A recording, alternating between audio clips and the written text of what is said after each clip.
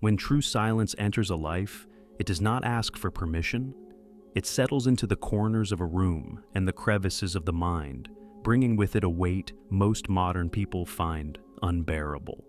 This weight is not merely the absence of noise, but the crushing presence of the self, stripped of all distractions and social masks. Most people fail this test before it even begins because they mistake this solitude for a defect, believing that being alone is a symptom of failure rather than a condition of reality. They scramble for their phones, they seek noise, and they desperately try to escape the very thing that could forge them.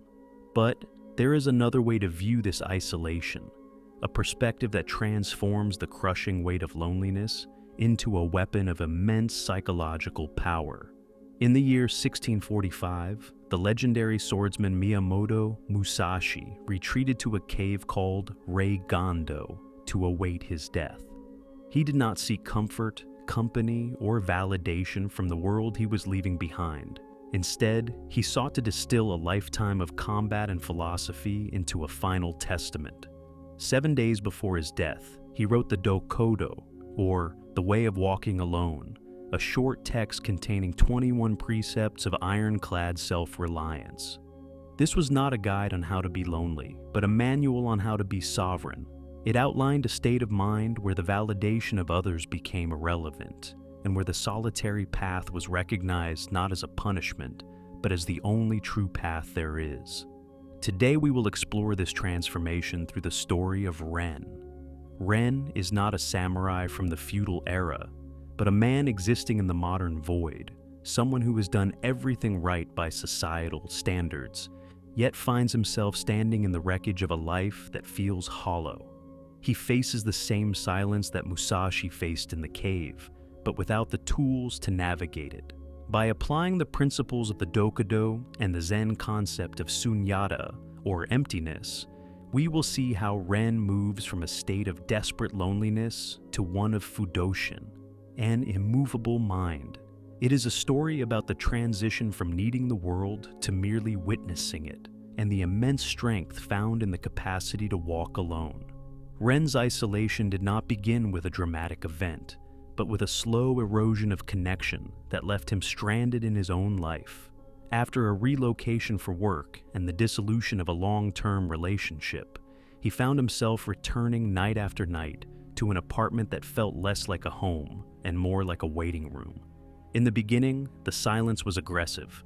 It seemed to amplify his insecurities and replay a highlight reel of his social failures. He felt a physical ache in his chest, a biological alarm signaling that he was separated from the tribe, and his immediate instinct was to medicate this feeling with distraction. He would scroll through feeds of other people's curated happiness, which only deepened the chasm between his reality and his desires. This is the state that Zen Buddhism identifies as dukkha, or suffering arising from attachment. In this case, attachment to the idea that he should be with others. Ren was suffering not because he was alone, but because he was resisting the reality of being alone. He viewed his solitude as a verdict on his worth, a sign that he had been discarded by the narrative of a successful life.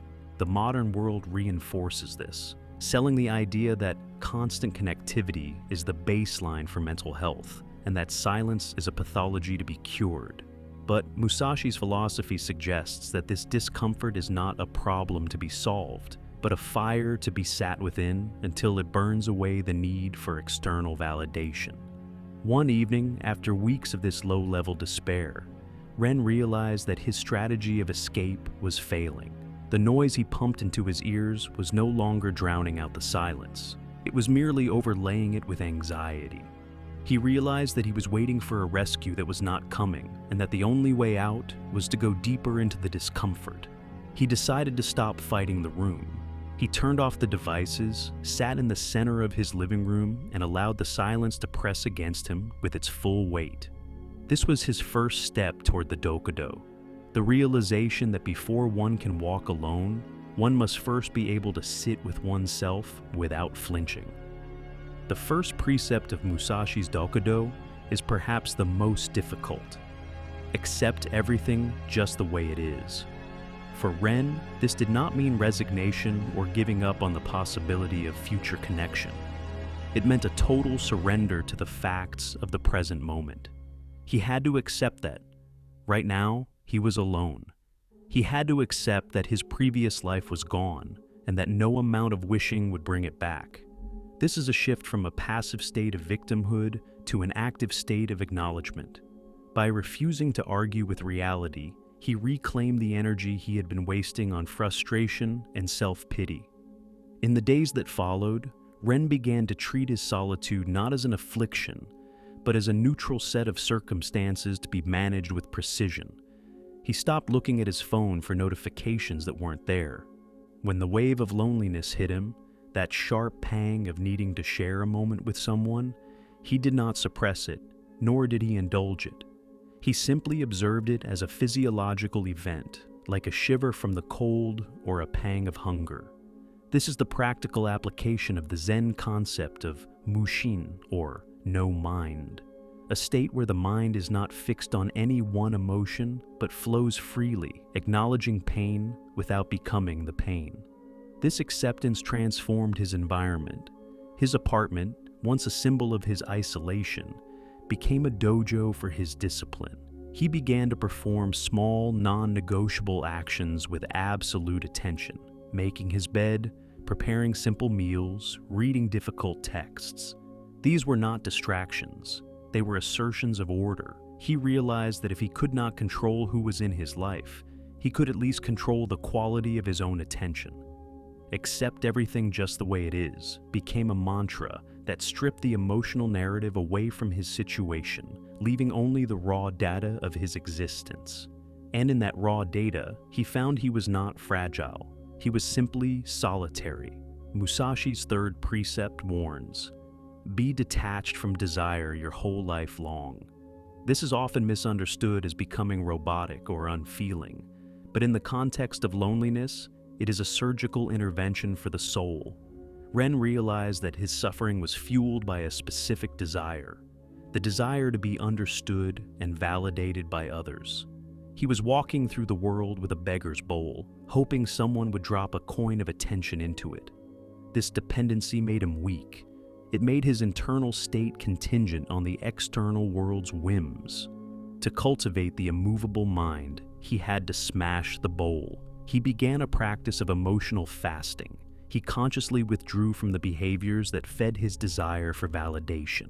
He stopped posting on social media to see who would react. He stopped initiating conversations solely to fill the silence.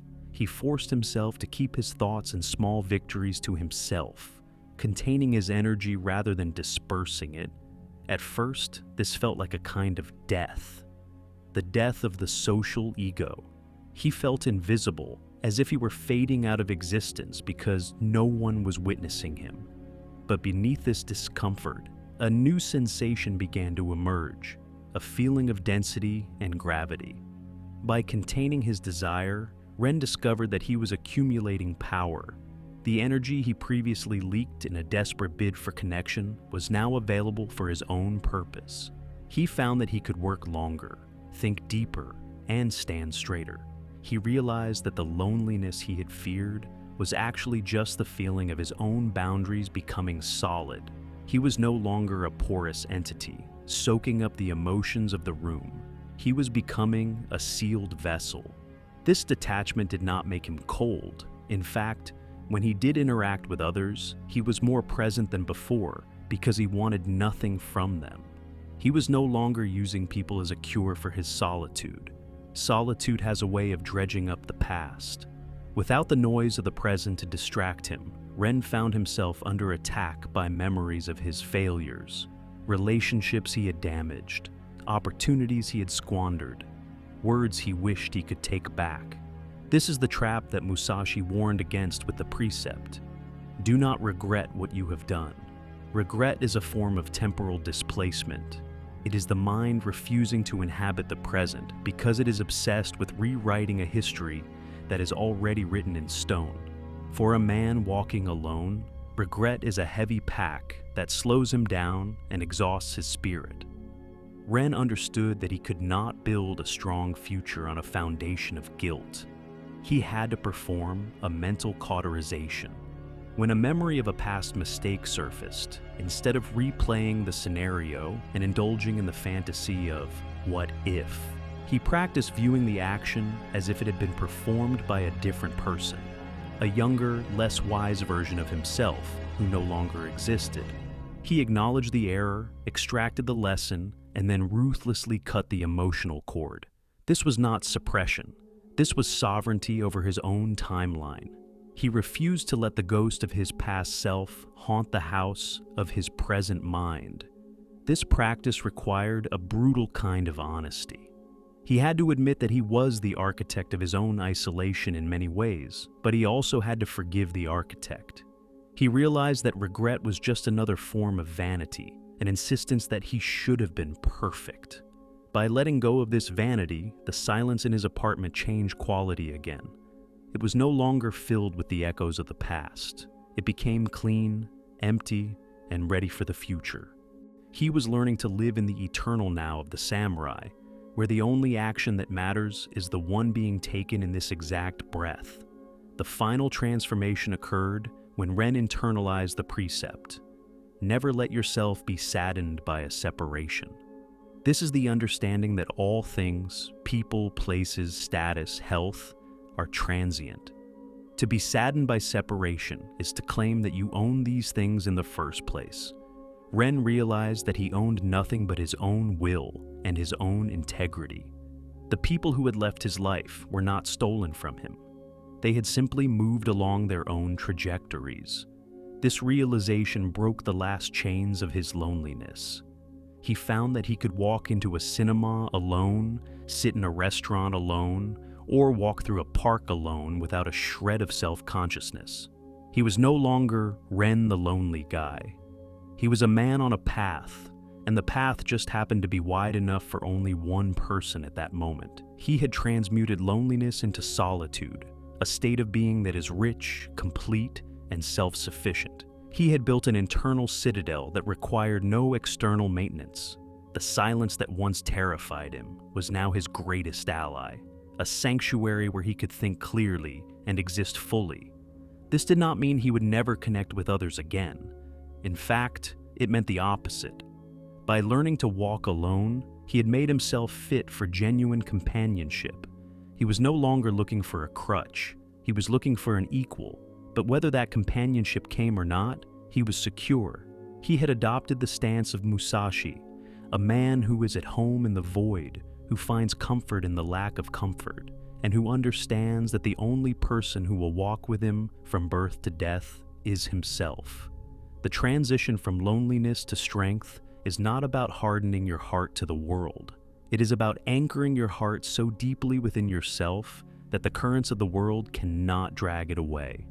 It is a refusal to be a victim of your own need for connection.